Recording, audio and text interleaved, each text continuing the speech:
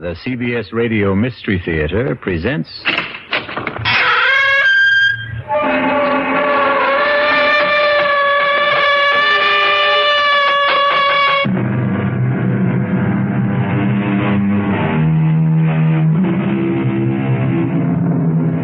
Come in. Welcome. I am E.G. Marshall. Welcome to the sound of suspense, to the fear you can hear. For the next 52 minutes, I will be your trainer. I say trainer because we are concerned with a horse, a remarkable, powerful stallion who not only runs, but who thinks. And what does he think about? In our spine-tingling tale, he will think most about revenge. Go, Spartacus, go! You'll find him. You'll catch him. And when you do, he's yours. All yours. Emily! Emily, here I am! See him, Spartacus. See him. I'm here, Emily! Get him. Go, get him.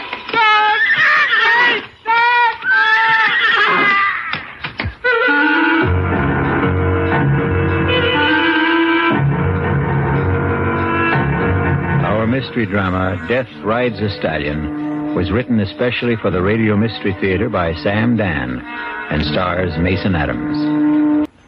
I'll be back shortly with Act One.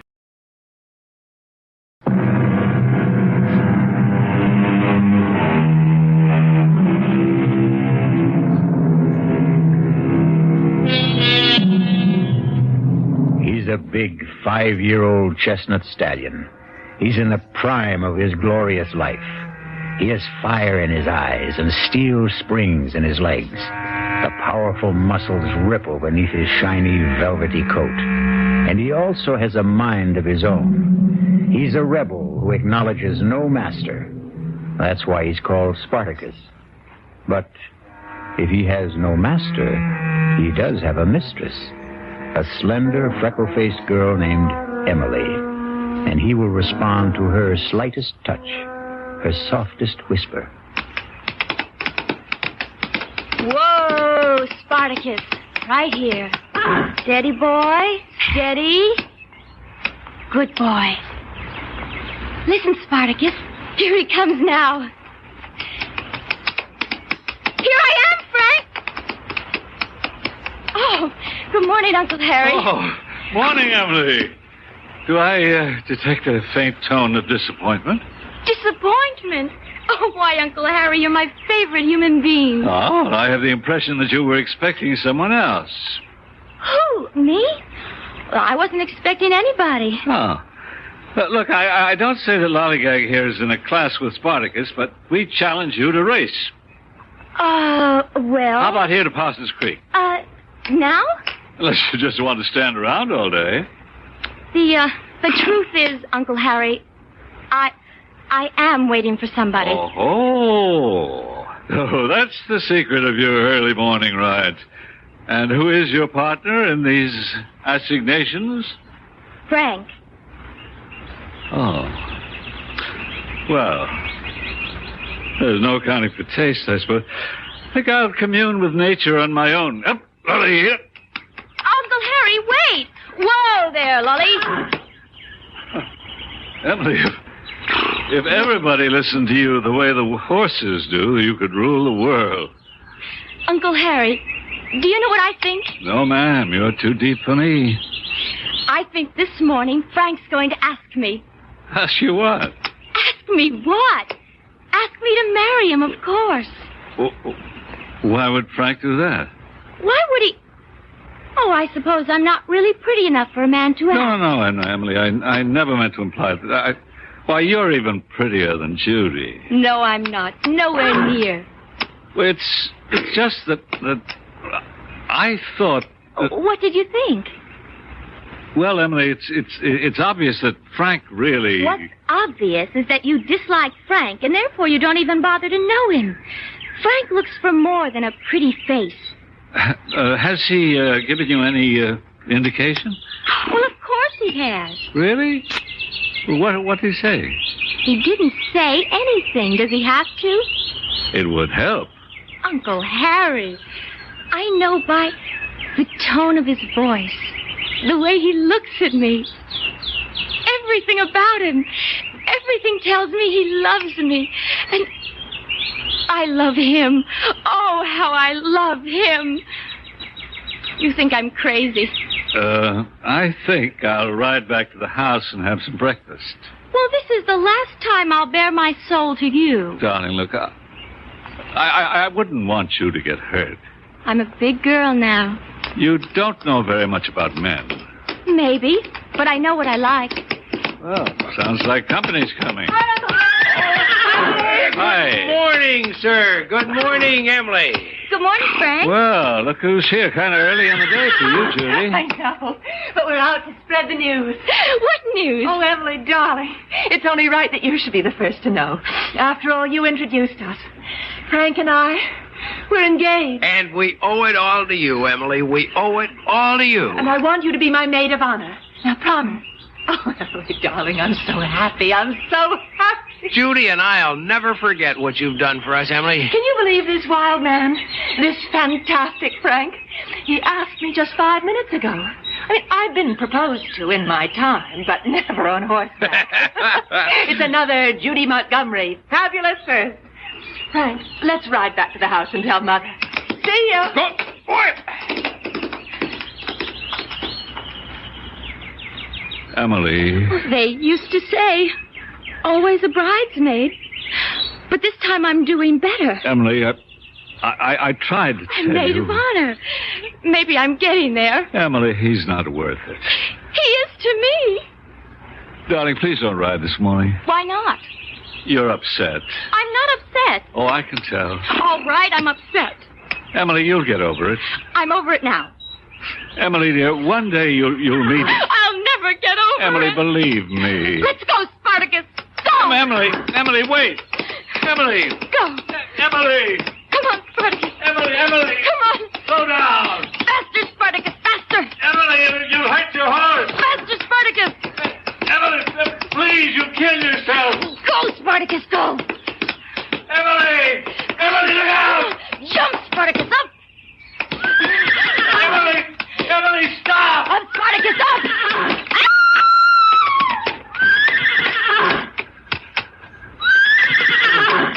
Emily. Oh, no. Emily.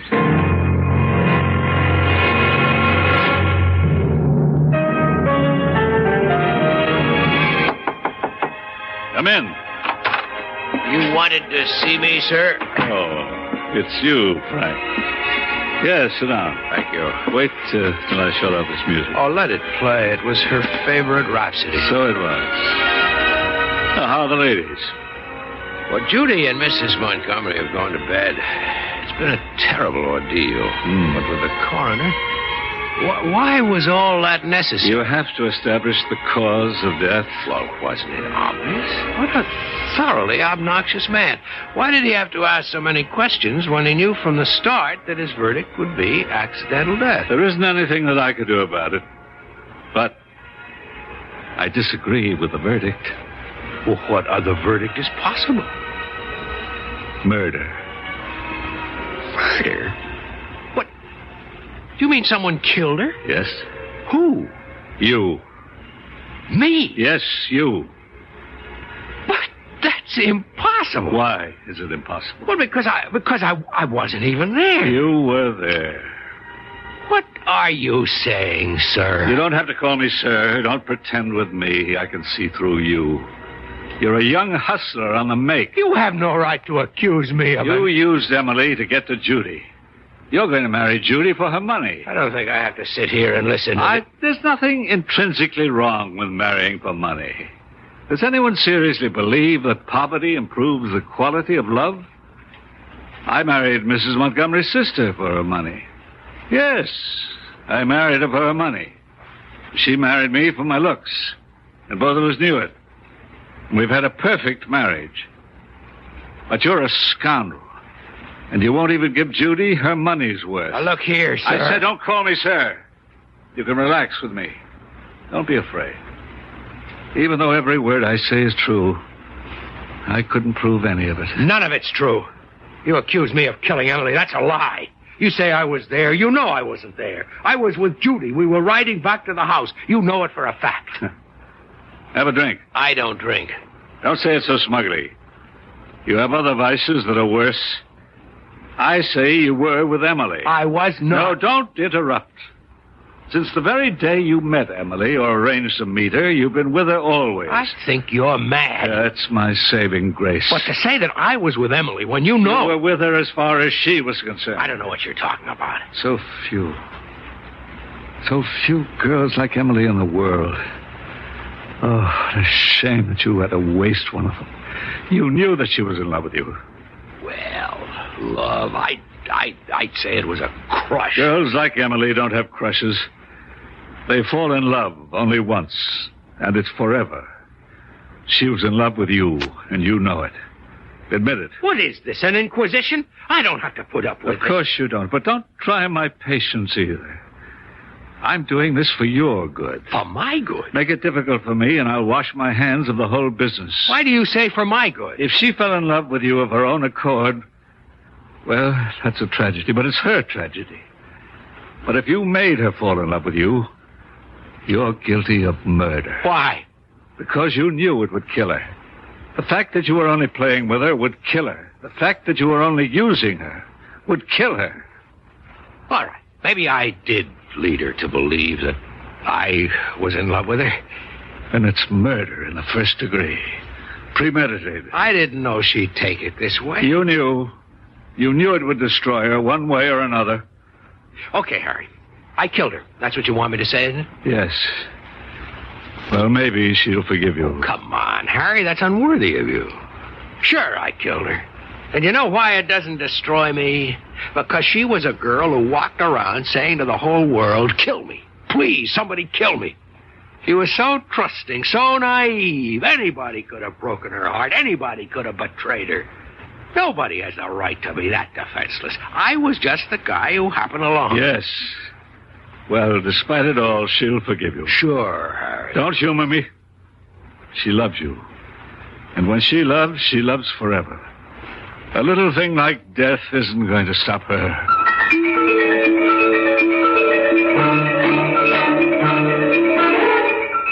Good morning, Mac. Morning, Mr. Frank.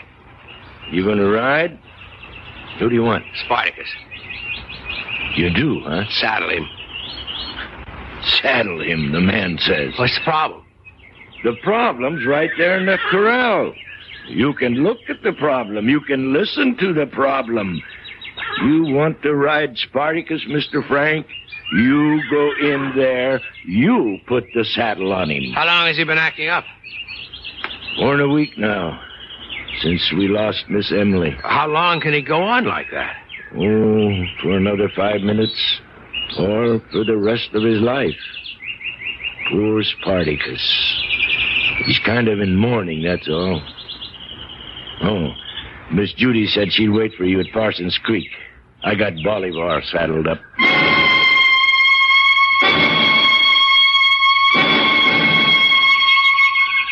You know, Frank, ever since I was a little girl, nice things have always happened to me here at Parsons Creek. You're not listening, Frank. Judy, darling, I wait breathlessly for each word. No, your mind is somewhere else, and I won't have it. I want all of your attention. Now, what have you been staring at for the past few minutes? Judy, look straight ahead toward that clump of birches at the edge of the field. Why? There's a horse standing there. I don't see anything. Big chestnut. If I didn't know that Spartacus was back in the corral... Have you had breakfast? No, but that doesn't... It's the most important meal of the day. You're probably seeing things because you're faint with hunger. What do you mean you don't see anything? And it gives you a bad temper, too. Judy, don't joke with Missing me. breakfast is no joke. We're going to go right back and get you some. That's Spartacus standing there, and someone is on him. Wait. Whoever it was just moved behind the trees. Come on. Where? We're right over there. I'll prove it. I didn't see anything. I don't have to prove anything. Wait here.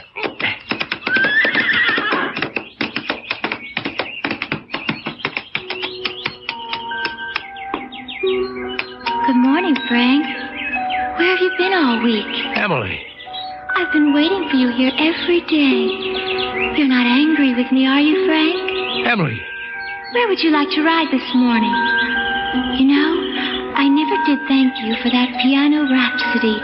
It was so thoughtful. Come on, boy. Let's go, Bellaver. Frank, don't go. Don't go, Frank. Ready to go back for breakfast, Frank? Yeah. Well, was anybody there? Oh, no. There was nobody there. Nobody at all.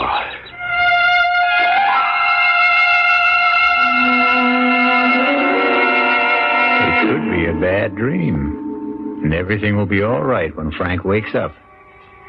But how can he wake up when we all know he hasn't been sleeping?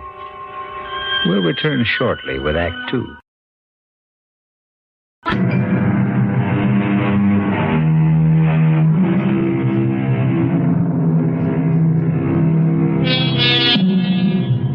And now, Act 2 of Death Rides a Stallion. Frank has gotten over the shock of seeing and hearing a dead Emily. But not completely, it seems, as he has breakfast with Judy. More coffee, Frank, darling? Thank you. You know, you weren't exactly filled with chatter and high spirits this morning. Sorry, Judy. You hardly said a word, all during our ride. I guess you're right. I shouldn't have skipped breakfast. Oh, no, that isn't true. You should always skip breakfast, or you'll wind up fat as a pig. The wit and wisdom of Uncle Harry. Morning, sir. And how are the true lovers this morning? Oh, I'm fine. Frank is a bit gloomy, though. I'm not gloomy. Yes, I would say you are. I'm an expert on gloom. I was once engaged to a boy. You remember him, Uncle Harry, the tall, blonde? The one whose father owned all that oil? No, he was a redhead. The blonde's name was George something or other. Oh. Anyhow, he was undoubtedly the gloomiest human being east of the Mississippi. Well, Frank, what's the problem? There isn't any problem. Frank's been seeing things. Is that a fact? Now, Judy. Now, Frank, don't deny it. He was actually convinced he saw Spartacus out riding this morning. Spartacus? And somebody was on him. Well, that's remarkable. Not to mention impossible. In the first place, nobody's been able to ride Spartacus since poor Emily. And in the second place, Spartacus hasn't left the stable in all that time. Who was supposed to have been riding him, Frank? Look, the whole thing was a kind of a hallucination. Now, please forget it. All right, darling. Will you be judge at the competitions this year, Uncle Harry? Well, is it still on, after all, darling? We're in mourning. Oh, would Emily have wanted us to call off the show? What better way is there to remember her? Poor child. Frank, do you think that we should... Where's Frank? Well, he was just sitting here. Where'd he go?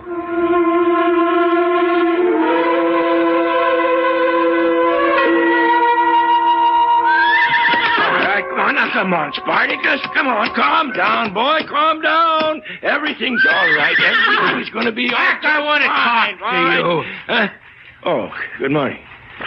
That's Spartacus. Still can't do a thing with him. You don't have to play that game for me anymore, Mac. Game, Mr. Frank? Tell me the truth, or I'm going to beat it out of you. You raise your hand to me, and I'll be forced to break your jaw. Nothing the matter with Spartacus. He was out riding this morning. But that's news to me. Who's paying you off? Mr. Frank, that jaw of yours is starting to look like a good target. You saddled Spartacus after I left here. I saw him. He was near Parsons Creek. Oh, you ain't well. You want to sit down? I'll get you a glass of water. Now, just get sit your down. filthy hands off me. Frank, what's the matter? Nothing is the matter, Judy. Mac? I think the sun's a little strong this morning, Miss Judy, and you know these city fellas, they never wear hats. Frank, you don't look well at all. I'm fine. Now, listen, darling, listen to me. I'm going to call Dr. Stoneman I don't need a doctor. Yes, you do. You do. I don't want to hear another word. You just go to your room and rest.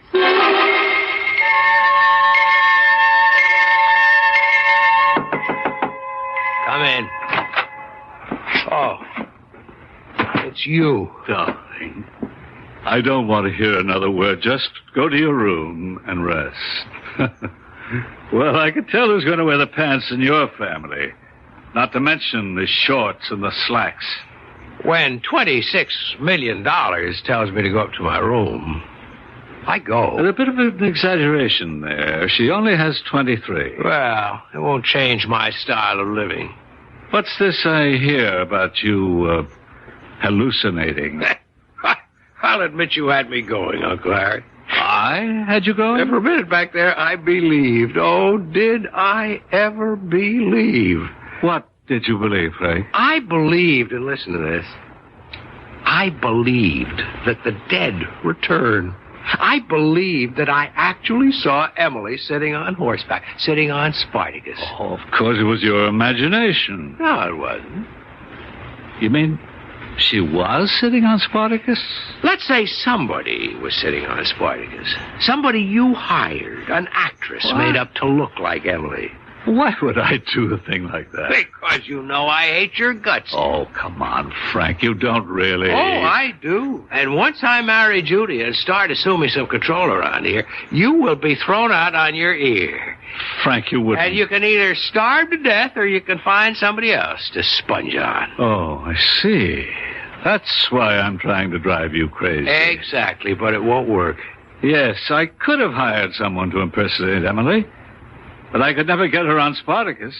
That horse is completely unmanageable. I think you're bribing that fool down at the stables. Oh, don't let that pose of his throw you. He's far from a fool. Actually, he's a physicist. You plan to put this girl, this actress, on Spartacus, and my vivid imagination would then do the rest. He just realized one day that live horses were more interesting than dead mathematics. Oh, I blew it this morning. No question about that. I panicked. I lost my cool. First, when I actually thought it was Emily. Second, when I tried to put muscle on that moron at the stable. Frank, believe me, his IQ is higher than yours. I lost points with Judy, but it'll never happen again. Sorry to end your fun so soon, Uncle Harry. Come in. Frank, darling, I came by to check. Has he been resting, Uncle Harry? Oh, yes, he's been as good as gold. My darling Judy, won't you believe I'm all right? You didn't look all right, and you didn't sound all right just a little while ago. I'm fine right now. I'm just fine. Oh, that's good, darling. Because we're having dinner with the Farringtons. Oh, Judy, he's such a bore. Of course. But he has one of the biggest stock brokerage firms in the country. We were talking about making you vice president. Judy, I'm not interested. Frank, darling, you'll have to do something. I don't know anything about... And there's no reason you can't learn. Now, Uncle Harry knows all about finance. Let him teach you. Will you, Uncle Harry? Oh, gladly. I'll pop in again soon, just to check on you. Does she know your plan to assume control after the wedding? Don't you worry about me. I know how to handle women. Well, Judy has all the money, but you know you'd have been much happier with Emily.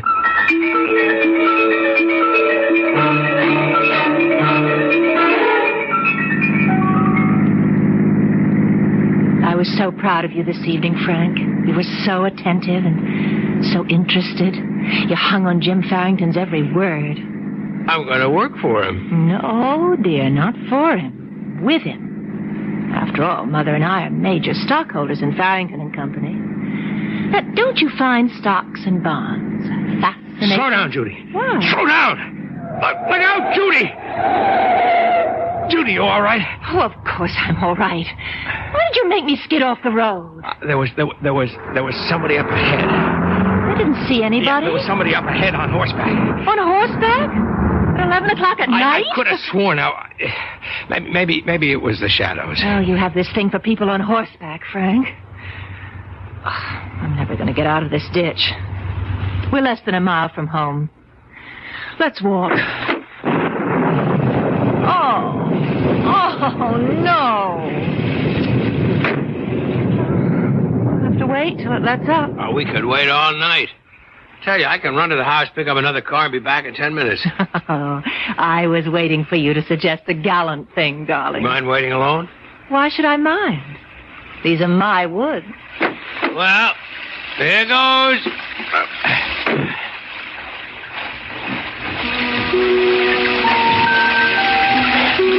Frank. What? Emily. Poor Frank. You're getting soaked. Climb up. Ride with me. Emily, what do you want? I want you to come with me, Frank. Where?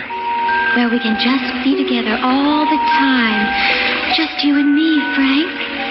You love me. This is some kind of trick, but it isn't working. Harry, he hired you. No, Frank. I'm Emily. Really. When I saw you this morning, you mentioned the piano rhapsody. Harry knew about it. He coached you. No, Frank. Only you and I know about the day we met. Only you and I.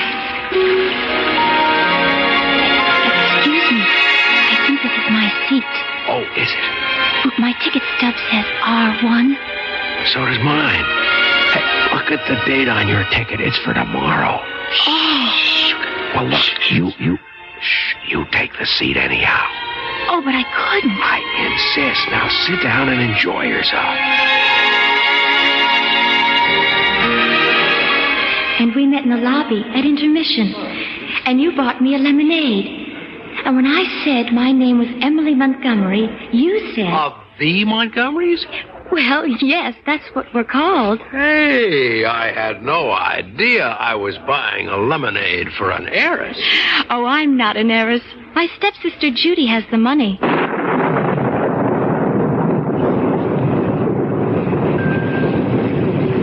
Come with me, Frank. No. Don't be afraid, Frank.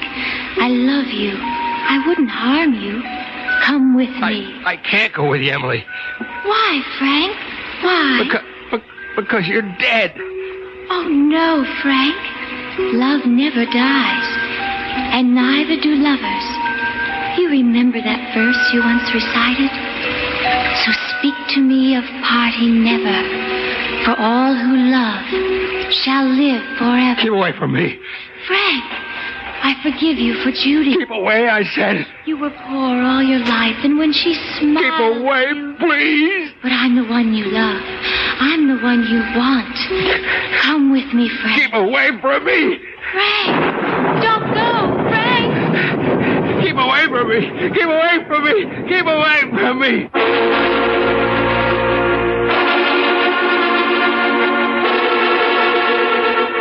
And so, we have here a man who is sprinting down a country road at midnight, in a pouring rain, shouting, "Keep away from me." And his urgent plea is directed to a dead young lady. And yet, 12 hours ago, he was convinced that the dead do not return. We'll return shortly with Act 3.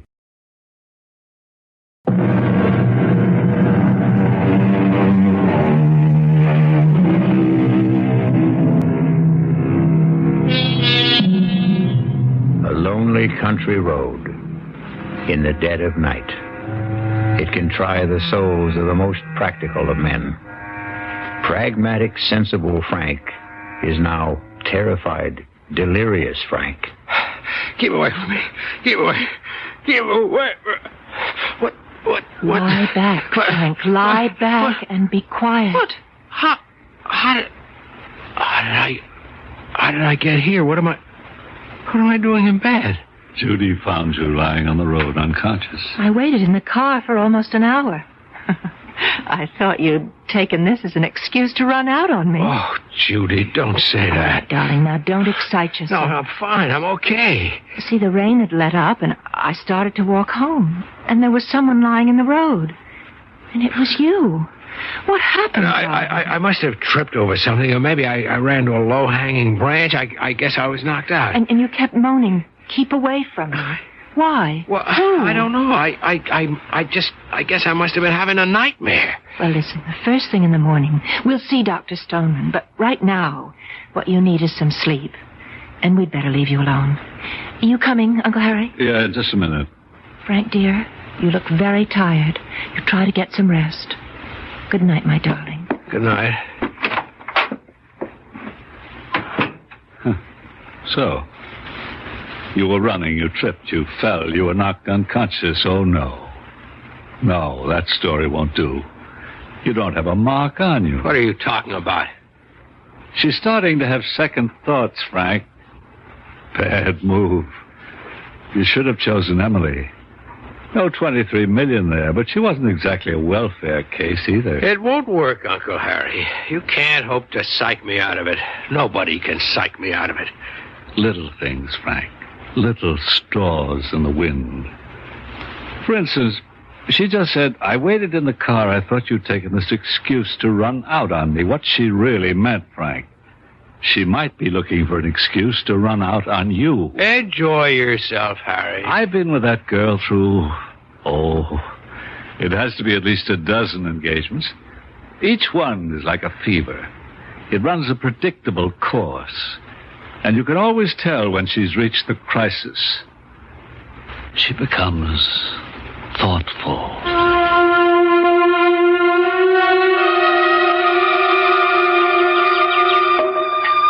Pour you another glass of wine, dear.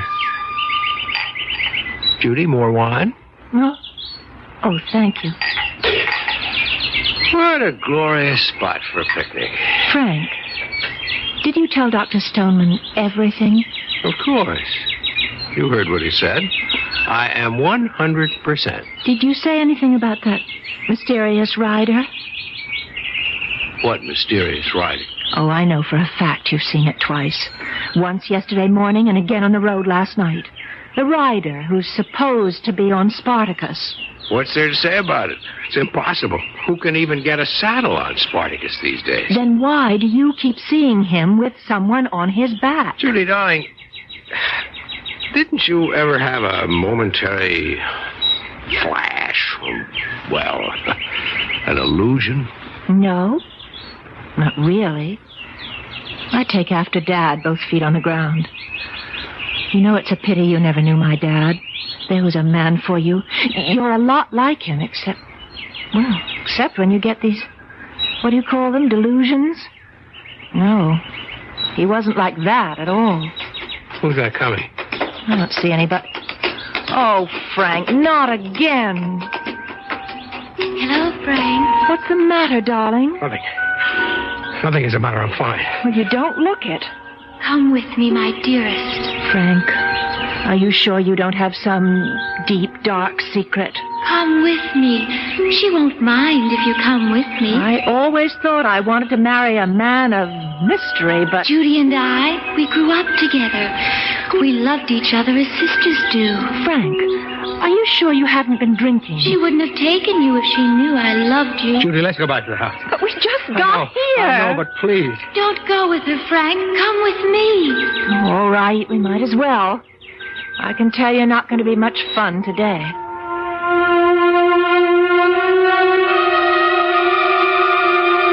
Good morning, Mr. Frank. Do anything for you? Mac, Spartacus has been here all morning, hasn't he? This time you don't have to take my word for it. The vet's in the stable. He's been here all morning. Ask him. Want me to call him? No, never mind. Hey, you look nervous, Mr. Frank. You ought to get some rest. Yeah, sure. The vet's been here all morning, and so is Spartacus. Why do you keep asking? How long will it take you to saddle Spartacus? The way he is now? Forever. I'm going to ride Spartacus. Mr. Frank, now that is a damn fool thing to do. If you won't saddle him, I will. I tell you what, Mr. Frank, this is a bad time. Toward evening, he kind of simmers down a bit, and that's the best time to try. Right now, he'd kill the both of us. That's 5 o'clock. Oh, I'd say 5 o'clock's just fine.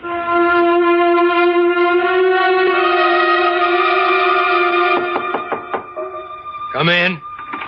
Well, I'm here to attend your education as a budding financier, as per your fiancé's instructions.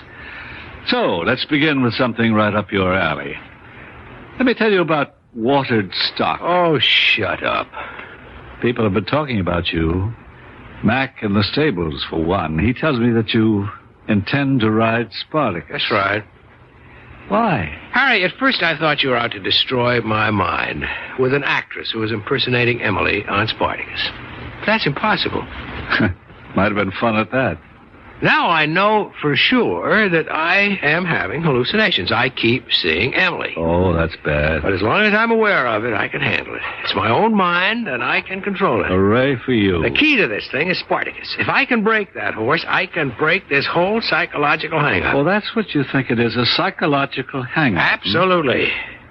Judy's also been talking about you. She's a little disturbed. I didn't notice. Yeah, key sign. Tell me, did she talk about her father yet? No. You sure? Well, she happened to mention him briefly. But his name did come up. Just in passing. Oh, bad news for you. Why don't you get out of here? I don't think she'll ever marry anybody. None of this is going to work, Harry. Her daddy was just too overwhelming a man. She's attracted to guys who resemble him. And then when she finds out the resemblance is only superficial, she's done it no fewer than 12 times. Oh, my goodness.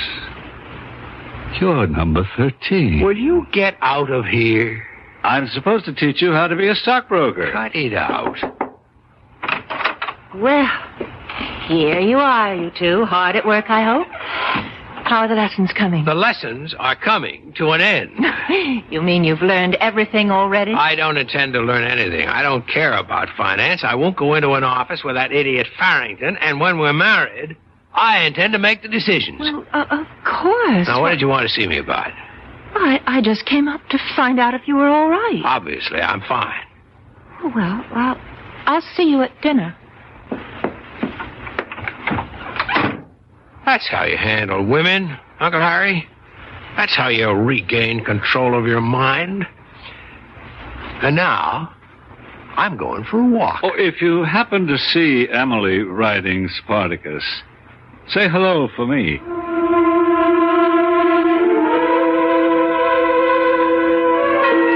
Hello, Frank. Emily, you're either in my mind or you really are out there. I'm out here, Frank. Either way, I can live with it. You won't destroy me. Oh, my darling. I'm not here to destroy you. I'm here to save you. Emily, I don't love you. Believe me, I used you. I used you to meet Judy. No, Frank, that's not true. You love me. Some stranger. Someone who's alien to your very nature was attracted to Judy. Oh, Frank, she won't marry you. She doesn't love you. She will marry me. I've come for you, Frank. We'll be together, always. Go away from me. Speak to me of parting never. For those who love shall live forever. Emily, I don't want you. Yes, you do. Oh, how badly you want me. How you need me. I can live with this. I can keep seeing you and talking to you. It won't destroy me. I'll just get used to it. I will get used to it.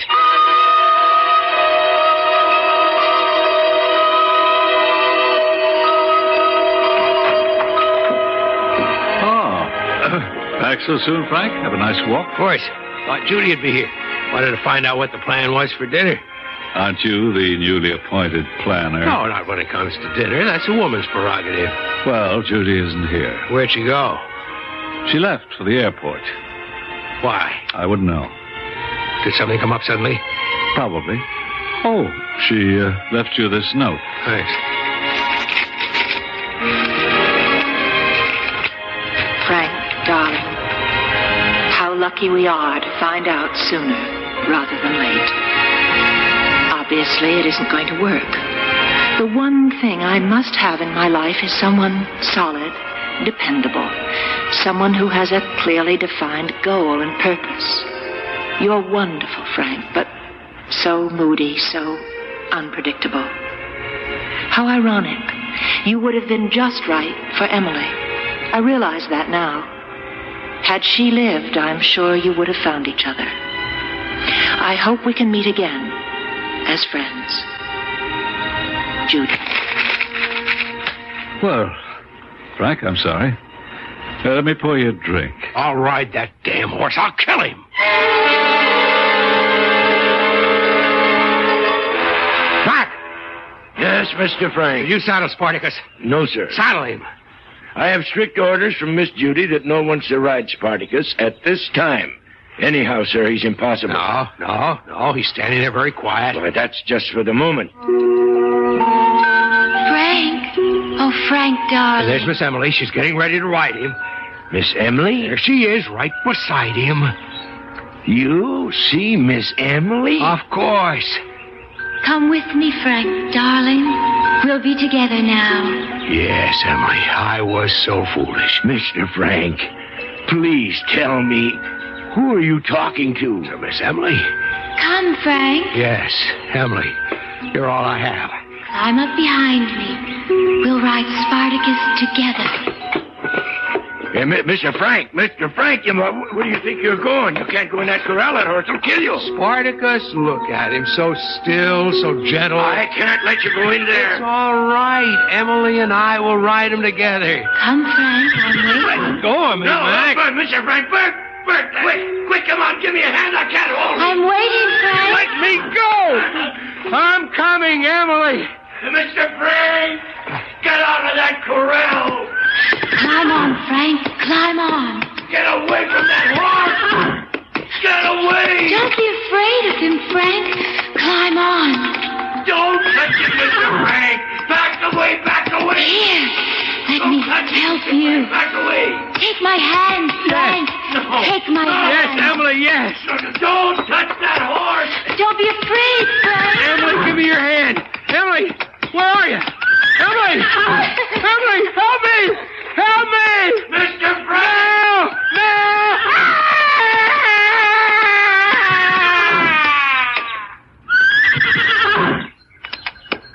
Bert, get a rope. Gary, call an ambulance. As you can already guess, the ambulance was too late. But, as the poem says, those who love shall live forever. If Frank truly loved Emily at the end, then both of them will be together somewhere forever. I'll be back shortly.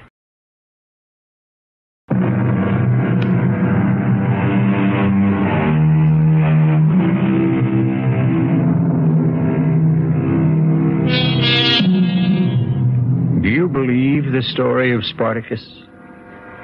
Well, maybe you should, because whenever we vouch for something, we say it's from the horse's mouth. That's because everyone knows that horses never lie. Our cast included Mason Adams, Marian Seldes, Paul McGrath, Barbara Worthington, and Harry Bellaver. The entire production was under the direction of Himan Brown. Now, a preview of our next tale. I want my house. If I could just have my house back again the way it was when I moved in. It's the cat. She's back. My beautiful Evil. What did you call her? Evil. That's her name. How do you know what her name is? Because I just named her. Evil is a horrible name. No, it isn't. Think about it, Miss Thrift. Evil, spelled backwards, is live. This is E.G. Marshall inviting you to return to our Mystery Theater for another adventure in the macabre. Until next time, pleasant dreams.